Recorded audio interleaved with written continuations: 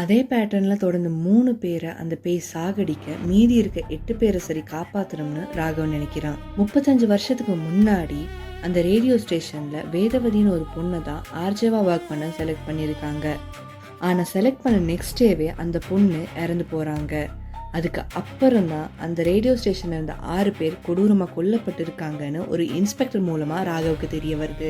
வேதவதி தான் அந்த ஆத்மான்னு நினச்ச ஹீரோக்கு ஷொக்தார விதமாக ஒரு விஷயம் நடக்குது.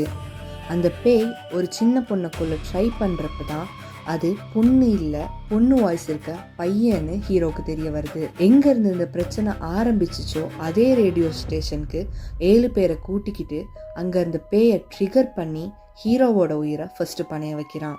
அதுக்கு அப்புறம்தான் அந்த ஆத்மாவோட பேர் விஸ்ரவபுத்ரானும், பிறக்கும் போதே நிறைய குறைபாடுகளோட பிறந்ததுனால அப்பானால் வெறுக்கப்பட்டு அம்மா அன்புனால் மட்டும் வளர்க்கப்பட்ட ஒருத்தன் தெரிய வருது. 1989 அந்த ரேடியோ ஸ்டேஷன் ஸ்டார்ட் ஆக அதுக்கு ஒரு வசீகரமான பெண் குரல் தேவைப்பட்டிருக்கு. அந்த ரேடியோவில் தான் பிள்ளையோட வாய்ஸ் கேட்கணும்னு ஆசைப்படுற அம்மாவுக்காக விஸ்ரவபுத்ரா அதில் பார்ட்டிசிபேட் பண்ணி வின்னும் பண்ணுறான். ஆனால் வேதவதியோட ஃபியான்ஸு அந்த ரேடியோ ஸ்டேஷனில் ஒர்க் பண்ணனால அந்த சான்ஸ் விஸ்ரவபுத்ரா கிட்ட இருந்து வேதவதிக்கு ட்ரான்ஸ்ஃபர் ஆகுது. அடுத்த நாள் வேதவதியோட போஸ்டர்ஸை எல்லா இடமும் பார்த்த விஸ்ரவபுத்ரா ஜஸ்டிஸ் கேட்டு அந்த ரேடியோ ஸ்டேஷனுக்கே கிளம்புறான். போனவன் திரும்பி வரவே இல்லை. இந்த விஷயம் விஸ்ரவபுத்ராவோட குருனால ராகவுக்கு தெரிய வருது.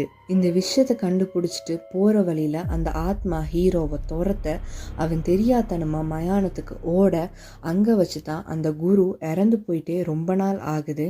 வந்து பேசுனதே விஸ்ரவபுத்ராவோட ஆத்மா தானோ, அது சொன்ன கதை எல்லாமே பொய்னும் ஹீரோவுக்கு தெரிய வருது.